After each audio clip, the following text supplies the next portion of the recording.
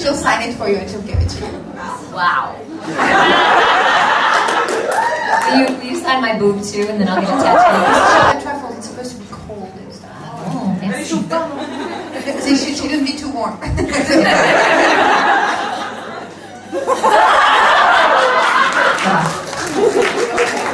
For later. Now, what would really scare you if my tongue was really long and I was like, I feel like you'd all run out. Well, some of you probably stay. Other roles I played were the dumb blonde or the stripper, or, those are the characters that are available for women. And the other job I did before Xena, and in that article what I talked about, was that I was a professional model when I was a child, when I was a kid. That is the most traumatizing, demeaning for women world, fashion industry, that there is. And the way that the stereotype, the way that they're creating the imagery, the idealized imagery for what we need to look like is totally wrong. She actually, in the storyline, in the subtle,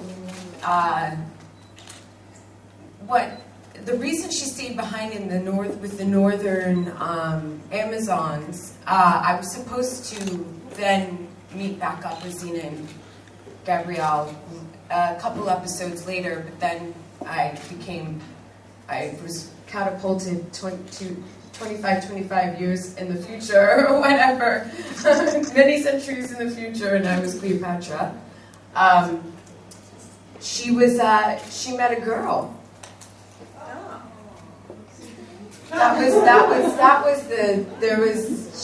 She met a girl. There was a girl in the village that she wanted to stay and hang out with. So that's another very important part of Xena. That I'm like, yes, I love. Anyway.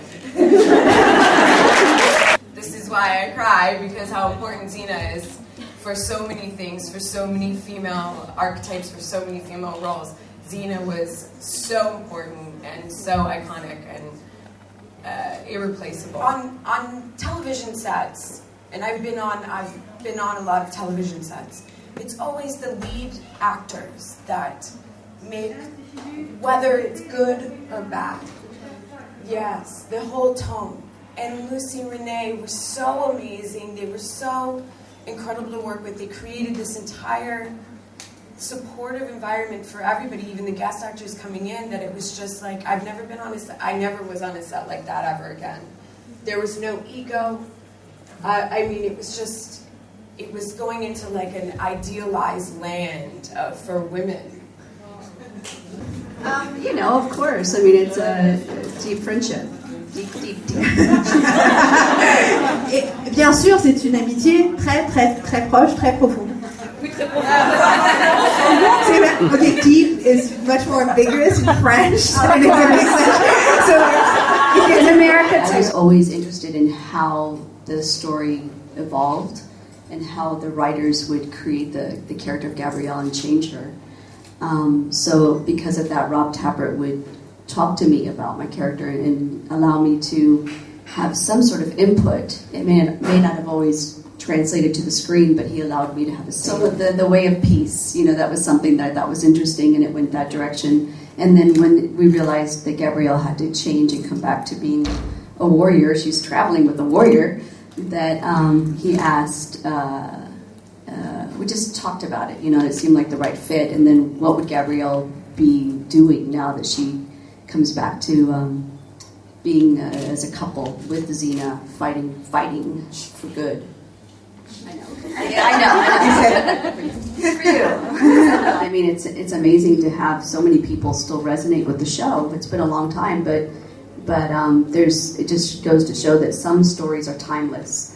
A sense of friendship is timeless, love is timeless, and to be a part of something that captured that and put it on screen is a gift. So this is a variation on your favorite question, Renee. So if there was a Xena movie, I can give you a dime. So would you rather direct it or star in it? You have to pick. First. C'est la première fois qu'on lui pose la question. So would you rather, if it was one or the other, would you rather direct it? Or I would rather direct it. Ouais. Absolutely. Elle préférait le réaliser.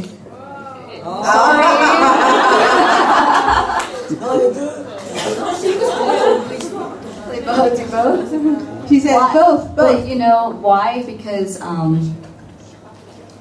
don't know. Elle sait pas pourquoi. It would be really hard actually, but now that I think about it. En fait, I don't- maintenant qu'elle commence à réfléchir, mais en fait, ce serait super dur. You did a couple episodes though, right? You directed. Yeah, it's not the directing, it's actually seeing Lucy with another woman. No, but it would be amazing. If Lucy did it, of course I would do it in a second. But if it weren't about Lucy and I, and it were new characters, I mean, same characters, new people, and I were given the opportunity to direct it, I would be thrilled. You know, I don't know that I'd be the best person, but I think it would be an Oh, honor. I think she'd be I love great. it. The best Buffy on Charm and on Xena. person. Yes, So- that's pretty cool. So, she says,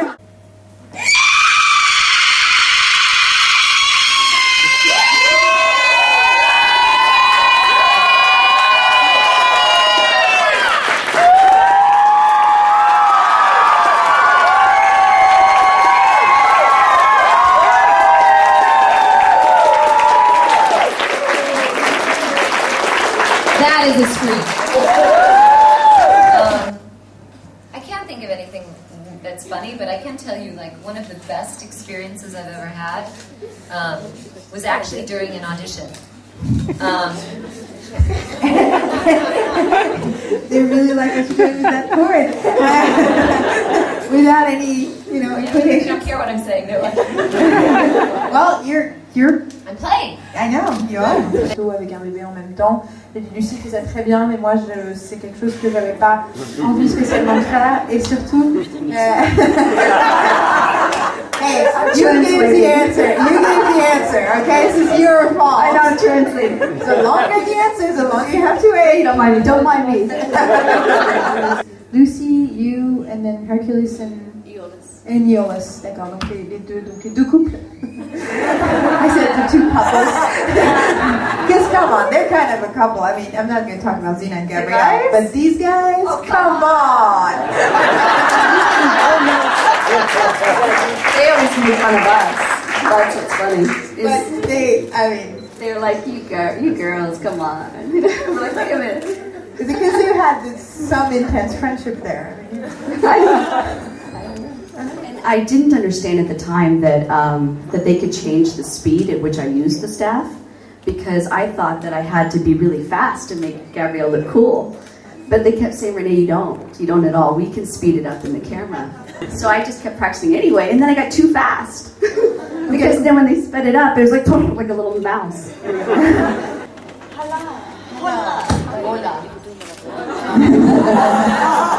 We were talking about last year about my character. This was my interpretation of Callisto having feelings for Xena, besides just having feelings of revenge. But like love and hate gets really close and really mixed up, and wanting you out of the way to somehow be closer to her, right. Even if it's like a dark close, however close. But I think it is true. Well, that was my interpretation of it. But I think she is correct in that. I think you misunderstood last year. I don't think Callisto is jealous of Gabrielle. I think she has it right, where she felt like she was an afterthought because she's so light. She couldn't even comprehend the light. The dark could not comprehend the light. So it was like an afterthought. And if she got killed in the mix and it made Xena more upset, super cool. But there was a jealousy of the closeness that they had and a love that they had that she couldn't comprehend. And she didn't get to have because the closest she had was her family that got destroyed. So the jealousy of not being able, the person who destroyed her whole family is in this beautiful something that mine's gone. So of course I want to destroy that. And I want that for myself too. When I came out to the first Xena convention, there was 5,000 people. I mean, it was really overwhelming. I think we were all scared. And I was scared. So when I came out, I kept thinking, okay, this is what I was going to say. My name is Hudson Leick. I play Callisto. on Xena Warrior Princess. My name is Hudson Leick. I play Callisto on Xena Warrior Princess. My name is Hudson Leick. So I came out and I was like, my name is Hudson Leick. I play Callisto on Xena Warrior Princess. And it was 5,000 people, and they were like, ah! I think someone in the front was like, yeah, we know who you are. So it was amazing. It was terrifying. It was overwhelming to me, especially in the beginning with the fans. I didn't know how to deal with it personally. It was way overwhelming. People would come to me when you sign. I'm sure you had this experience more than I have, where people just cry. And back then I was like, I don't know what to do. Like, you sign and they're like amazed. And you know you're just a human being. You know it's just a TV show and you're just another Joe. You're just a guy on the bus, just like you guys. So that was strange for me. Well, it's fun right now because I feel like it's a very scholarly conversation of Xena, which I don't have at all. So it's interesting that it feels like, what is this aspect of the show? And you guys are all discussing it. It's not like that in America, at least not in my experience with the larger conventions. So it's interesting. It's a different feeling of being here. And then I think also what's interesting is that because there's a whole new group of people watching the show, that you don't know that there shouldn't be a gay character on television, or you don't know that there shouldn't be a female warrior on television. You know, these are all the things that when we started the show that there really wasn't. It wasn't there, and so we were doing it, and it was really trying to cut through. But now with all the new people, it's like it's a feeling of a knowing that's different, and I think that's amazing.